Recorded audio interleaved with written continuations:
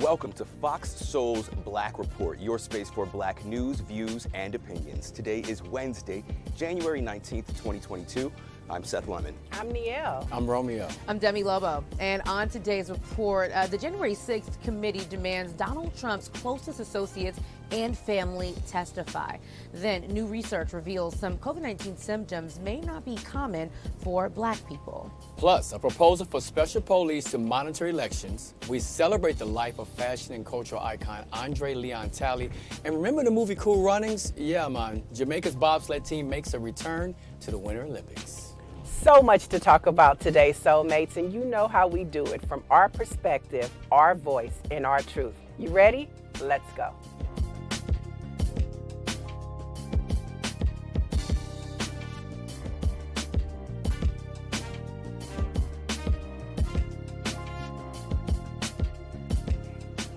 Topping your headlines this hump day, the Congressional Committee investigating the January 6th insurrection at the Capitol is ramping up its process, issuing subpoenas for Rudy Giuliani and several other close Trump allies as they await documents that are set to be released from the Trump White House today. The summons, it targets Trump's legal team that pushed baseless claims of election fraud after the 2020 election. The former president's team filed dozens of lawsuits around the country. All of them were thrown out. The panel also says it's obtained phone records of the former president's son, Eric Trump, and Kimberly Guilfoyle, Donald Trump Jr.'s fiance.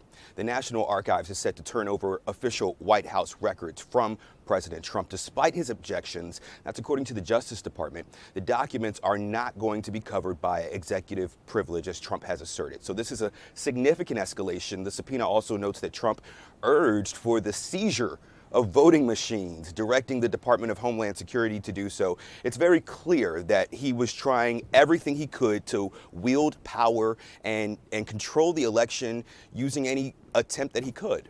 Absolutely. You know, we told you here on Fox Soul's Black Report just last month that the January 6th committee, they also subpoenaed more than 100 people, more than 100 records as well. So in return, they got a lot of pushback and some lawsuits, people trying to stop that. But I'm curious to know what their hit list looks like. Who else is next? And what is the strategy? And so I feel like any piece of information that they get from one person, it can help lead to the next person. And I'm sure that everyone who thought they were untouchable, they are terrified right now.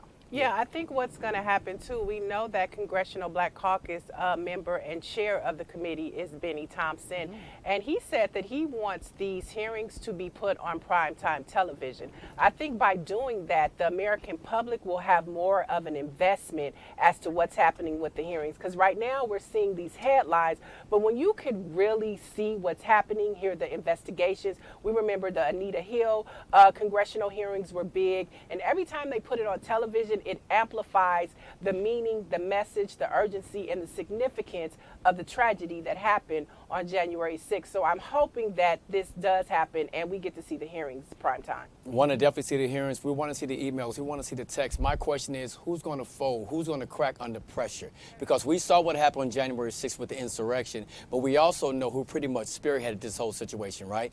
Who's going to crack and finally say, yes, he set this up. This is what really happened. We want the truth to come to surface. Well, in more Trump investigation news, New York Attorney General Letitia James is spilling the beans on Donald Trump in court filings as he tries to avoid testifying in the investigation into his real estate business. Now, in a motion filed Tuesday, James provided a detailed preview of her findings to convince a judge that the case has merit and is not political theater, as the impeached former president claims. Now, James has asked the court to force him and two of his children to sit down for depositions and turn over documents. Now, this comes as her office continues its civil investigation into the Trump Organization's financial dealings. And the Attorney General alleges the company used fraudulent and misleading valuations of its assets to make economic gains. A group of journalists say limitations and restrictions to the civil rights trial of the 3 former police officers in the death of George Floyd are unconstitutional.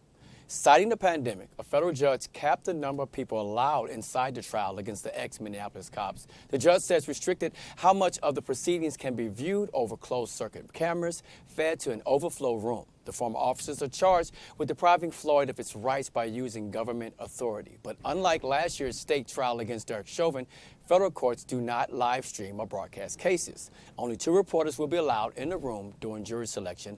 None of the public. During the trial, 4 reporters, a sketch artist, and some of Floyd's family will be allowed to attend. We will be watching. Well, the debate over mask wearing is contentious even among justices in the Supreme Court. According to NPR, Justice Sonia Sotomayor joined the High Court's oral arguments remotely from her chambers after Justice Neil Gorsuch, who you see there, refused to wear a mask. Sotomayor has diabetes and a higher risk of severe illness from COVID-19. The other justices appeared inside the courtroom for their first return to in-person arguments yesterday. Chief Justice John Roberts, he requested that all of the justices wear masks on behalf of Sotomayor, and all of them did, except for Gorsuch. Now, the Trump appointee's refusal to wear a mask has even prevented Sotomayor from attending the judge's weekly in-person conferences, and she will continue to do that remotely for her health. Now, political candidates have always done unconventional things to get attention, but a Senate candidate in Louisiana wants voters to understand what he means when he says he's being blunt about his support for weed in the state.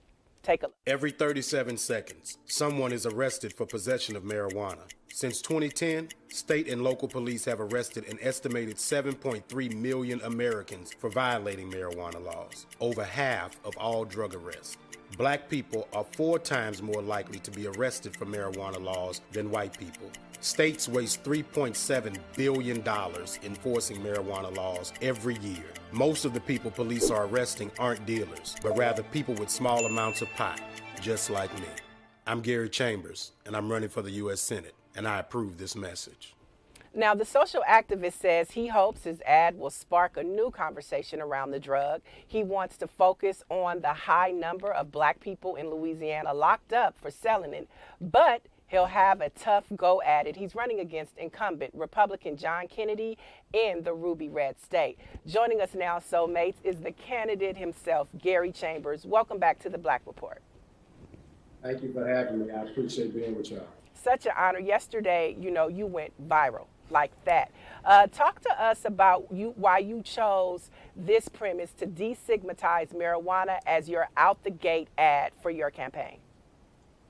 Well, if I could smoke a blunt so I could get on here and kick these facts about Louisiana ranking number 50 in the nation, that's what we're going to do. And the real deal is when you look at us ranking 50 in crime, 46 in healthcare, 47 in the infrastructure, and 49 in the environment, 49 in the economy.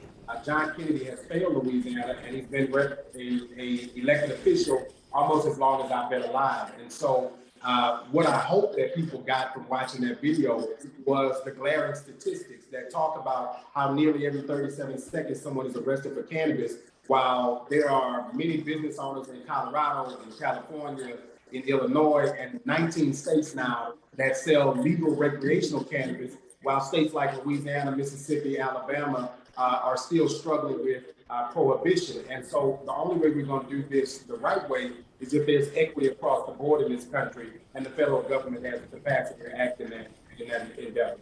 Gary Chambers, thanks for being with us. Seth Lemon here. I've got to ask you first, I couldn't tell, was that a backwood, a swisher, a blunt? What was that? So it's actually a fronto leaf, okay. About the backwood, but it's actually a fronto leaf, so all right. Nobody asked me before now, but just to give the facts on what it was. We got to figure out what your choice is. Now, you said that it's time that politicians stop pretending to be better than the people that they represent or differ from them. What do you mean by that? Well, I think when you look at, Bill Clinton years ago said he smoked weed, but he didn't inhale it, right? Then you had other people in politics say, well, I used to smoke weed. I know a bunch of people in politics right now that smoke weed. They just don't have the courage to come out and say that they smoke weed. And so the only way we're going to destigmatize this is to say that at every level, people do this. If people can drink their hen, their brown, their white, whatever it is that you drink, then people ought to be able to smoke cannabis. And I am more concerned about the person who has too much to drink getting in their car than somebody who smokes a blunt and gets sleepy. And so for me, I think that it's really about us destigmatizing. And the only way to do that is to say, you know what, I'm a U.S. Senate candidate, I'm a business owner, I'm a father, I'm a responsible person in my community, and I also consume cannabis. So can we cut the BS on it and legalize it? I love it. Now, Gary, we've watched you go after Connie as a community activist at a school board meeting for going after the statue Robert E. Lee to remove it from the schools. We've watched you run for Congress, and you came very close to a runoff to replace Cedric Richmond as a congressional member. Talk to us about why you decided that you wanted to run for Senate. Well, when you look at where we did in the congressional race, we missed it by 1,500 votes. And to put that into perspective, we spent about $30,000 on TV ads. We didn't send out a single piece of direct mail. That is literally the internet and our ground game that put us within 1,500 votes. And we jokingly say, if we had had another week or another $100,000, we'd have made it to the runoff and made it to Congress. In this situation, Louisiana mirrors Georgia in many ways. Demographically, we have a Democrat elected as our governor. Most people in the country don't recognize that, but this is the second blackest state in America. We make up about 35% of the state. Brown people make up about 5% of the state. And then there's about 15 to 20% of the state that are white Democrats. And so I believe that this is a winnable race. And part of the reason that we went so bold so quickly is because we need the rest of the country to pay attention in January so that in November we can expand the margins in the U.S. Senate so we don't have to play these games with Manchin and Sinema. We've got to have more than a one-vote majority in order to pass legislation. And Louisiana is the key that I think helps make that happen. It's a valiant effort by you in a ruby red state, of course. Here in California, a blue state, we've had medical and recreational marijuana legal for years, but there are about 34,000 cases that have yet to be processed by the courts from people with these past convictions for small amounts of marijuana possession. How would you anticipate preventing a backlog or a bottleneck like that in your state? Well, one of the things that would be beneficial is if the MORE and the HOPE Act passed in the U.S. Congress and the Senate, right? Because both of those pieces of legislation deal with expungements. They help send resources for those things, as well as legalization efforts. And so we have to be very creative about how we do it, but we also got to put the resources on the ground. I think some of these things could probably be dealt with by adjunct judges, meaning retired judges that you bring back to help deal with these specific matters. There are a bunch of folks that do that whenever judges get sick or they can't be in for whatever the reason is. They're retired judges that we can call to the table. The federal government can help put resources in place so that we can make sure that people have wholeness on the other side of this. So, Gary, we're running out of time, but we want to know what would be your top 3 priorities if you were elected as Senate to the Senate? Well, number one for me is how do we grow the economy for everybody in this country? When we look at where people are with the wealth gap in this nation, we've got to address it specifically for Black and brown people. I live in a state where poverty is real and our economy is 49th in the nation. And whatever we can do to advance that is beneficial to the people of Louisiana. Healthcare and the environment, I think, go hand in hand. Those are policies that we stood on last time. We're going to run on them again. And whatever we can do to create equity and justice in this country, those are priorities for me. And so it's not like one piece of legislation. I don't think you get to be Black and feel like there's one issue. We got to tackle them all and we got to be aggressive about it. Right. So we're running out of time, but we want you to know that you are welcome back here as on your journey to the Senate, okay? Thank you so much. I appreciate you. All right. God bless. Thank Thanks you for so being much here. for joining us today. Neil, Seth, that was a great conversation with Gary Chambers. That was amazing. All right, several dozen faith leaders, civil rights leaders, and students who engage in nonviolent sitting at the U.S. Senate yesterday have been arrested. They were there to plead for the urgent passage of the Freedom to Vote John Lewis Act. Those arrested included Tamika Mallory, Mysone Lennon, Latasha Brown, Cliff Albright, Cornell Williams Brooks, and others. Now, the Senate began debate on the Freedom to Vote John Lewis Act today, and the vote on the filibuster is expected sometime this week. You know, right after this happened, we remember January 6th in 2021 when Tamika did a tweet saying over 600 women were arrested, right?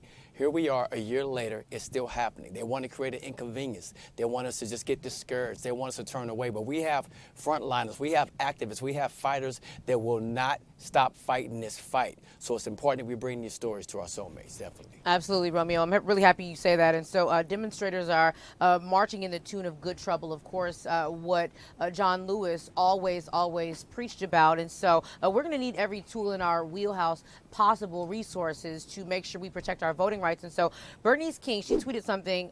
She says that we have yet to fully engage. And so that really stuck out to me because, you know, I don't think that America, Black Americans, we have really done everything that we possibly can. LaTosha Brown, of course, of Black Voters Matter, she also says that we have to use our power organize the community and put pressure. And so I think the tune right now is fully engaged, and we need to see more engagement of all of us, everyone. We all can, I think. Yeah, well, we know that they're on Capitol Hill right now, continuing the debate, the conversation, gearing up for the vote for voting rights.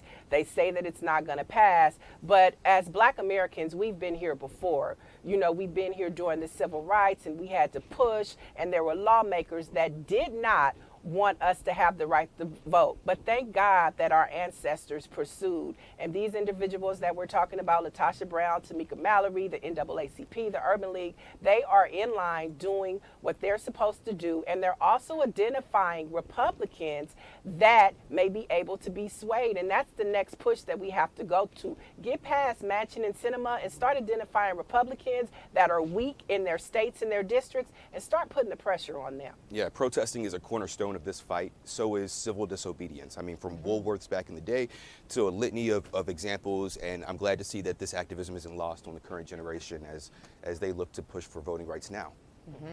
So Florida Governor Ron DeSantis, he's looking at creating a special police force to oversee state elections. Now, if it happens, it will be the first of its kind in the nation. The proposed Office of Election Crimes and Security would investigate, detect, and arrest anyone for alleged violations of election laws. Now, DeSantis is asking the GOP-controlled legislature to spend $6 million to hire 52 people for this unit. Democrats in the state say it's the unit, it's unnecessary because there have been very few cases of election fraud in the state.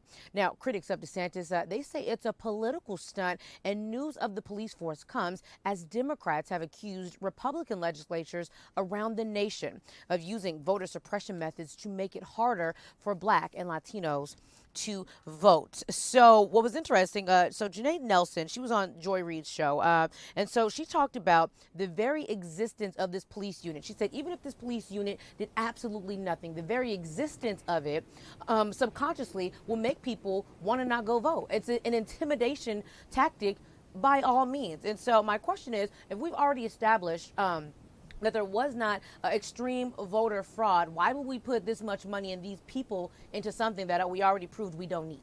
Yeah, putting police in election polling places does not encourage people to feel comfortable while they're casting their ballot. It makes you feel like you're being watched, like you're being monitored.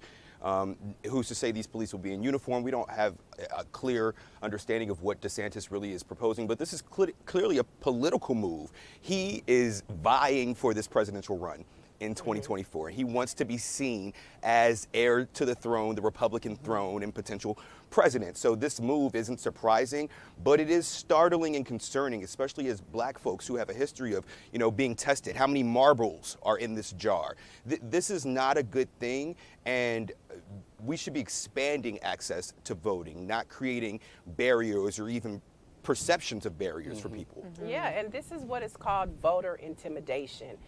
From the Dixie to the South, it is a trick that they use to stop people from voting, and that's why you have so many civil rights organizations and activists filing lawsuits against southern states to protect the right to vote. And I think the problem is that back in the day, we did a better job. You know, the church was the cornerstone, and we did a better job of mobilizing. And with social media, it helps, but we have to find a way to where this resonates with everybody, that our voting rights are seriously under attack. Yeah. All right, well, NBA legend Jerry West and Alabama coach Nick Saban are among 5 prominent West Virginia sports figures pushing Senator Joe Manchin to support the Freedom to Vote Act.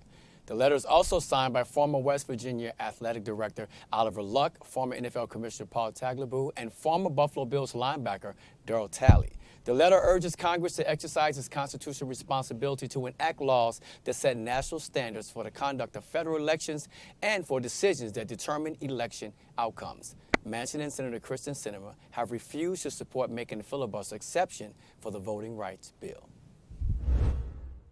An Ohio man is being investigated after the discovery of 90 cremated remains were found in a vacant church. So police say boxes of the remains were discovered at the Greater Faith Missionary Baptist Church in Akron. The church's senior pastor, Sean T. Harden, is facing charges in an unrelated case. Those charges are for providing funeral services without a license. Harden's lawyers say his client was storing the remains as a favor for a friend who lost his license as a funeral home director. Now, back in October, Harden was indicted for fraud in connection with running a funeral home. He pleaded not guilty on all counts. A former Chicago police officer convicted of second-degree murder in the death of Laquan McDonald is getting out of prison early. Jason Van Dyke will be released February 3rd after serving a little over 3 years of his 6-year, 9-month sentence. Now, Van Dyke shot and killed McDonald, who was shown on a video walking away from police cars in 2014. Van Dyke was not charged with the shooting until a whistleblower released a video to the press in 2015. Chicago police reform activists are calling for a citywide shutdown until federal prosecutors charge the former officer. Once again, the whistleblowers, the individuals that pull out their phones and film things are the real heroes of the day. We know it started back in the day with Rodney King, and now that we have these cell phones, this is how another way that people of color are getting justice, by being proactive, being a citizen, and reporting these crimes. I agree, and I think about this. This man is getting out too soon. You cannot bring McDonald back. The family cannot get their loved one back. He's getting out early. Plus, he was moved around several times in prison in fear of his life. They're concerned about his life at this point. I do understand he's still a living human being, but you got to understand he took a life for absolutely no reason, and he gets to come home early. Truly a smack to the face. You know, 16 shots is a lot. You know, this is one of the saddest stories that have come out of Chicago. And so a lot of people in Chicago talk about the mishandling of the Chicago Police Department, as well as former Mayor Rahm Emanuel as well. And so a lot of stickiness beginning to end with this case, and it just doesn't, it's unsettling. Yeah.